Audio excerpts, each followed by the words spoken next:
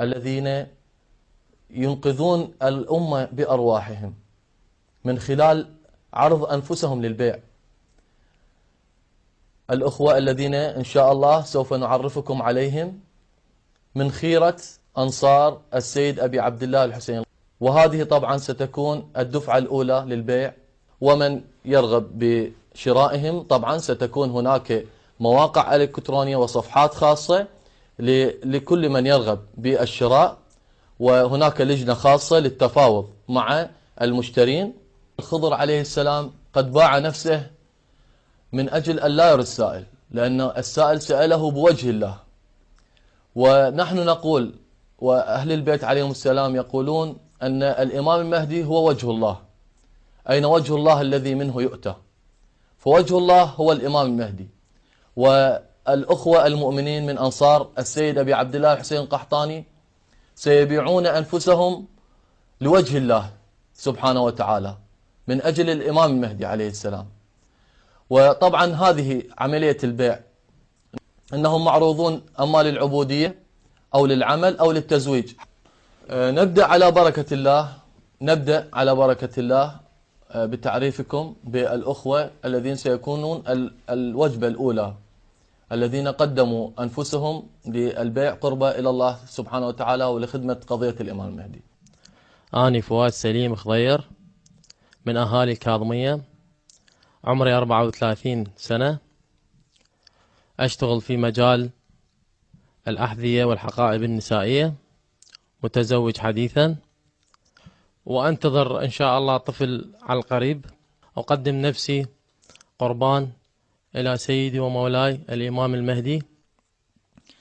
أنا صباح شاكر الكناني من أهالي بغداد، متزوج وعندي 3 أطفال، ولد وبنتان، ومستعد أن أكون عبد أو أباع عبد أو خادم لأجل هاي القضية.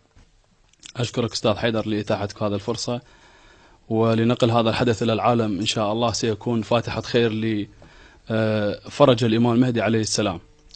إني الخطاط علي عبد الرزاق توفيق الصفار الزبيدي، عمري 29 عام ومتزوج ولدي 4 أطفال. كنت أعمل مديرا في العتبة الكاظمية المقدسة، مدير شعبة الخطاطين، ولدي عدة معارض، وكان لدي معرض دائم في العتبة الكاظمية المقدسة، وأقمت الكثير من المعارض داخل العتبة وخارج العتبة، كما أني معروف في الوسط الفني العراقي لا سيما باقي الدول المجاورة. وأني أطمح أن أكون أول من سيباع إن شاء الله في سبيل الله ونصرة لقضية الإمام المهدي صلوات الله عليه وأرواحنا لتراب مقدمه الفداء. بارك الله فيك.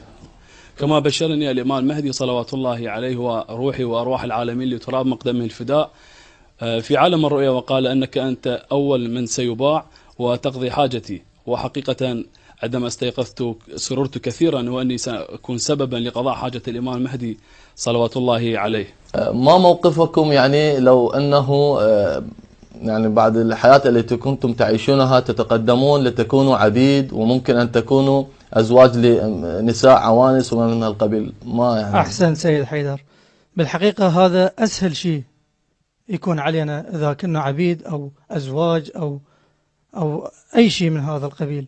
سيكون ثمن الأخوة بعد البيع سيكون لخدمة أو لإنشاء القناة الفضائية التي هي شرط لقيام الإمام المهدي.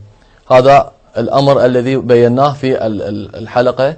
وطبعا الأسعار، هذه الحلقة لن تكون لعرض الأسعار ستكون موجودة في الصفحات وبالتفاوض مع اللجنة التي ثبتت لإجراء التفاوض والعقود مع المشترين. فختاما أعزائي المشاهدين، نحييكم ونودعكم على أمل اللقاء بكم في لقاءات أخرى إن شاء الله، وفي ثمار جديدة لخدمة الإمام المهدي عليه السلام. والسلام عليكم ورحمة الله وبركاته. اللهم عجل لوليك الفرج، اللهم عجل لوليك الفرج، اللهم عجل لوليك الفرج.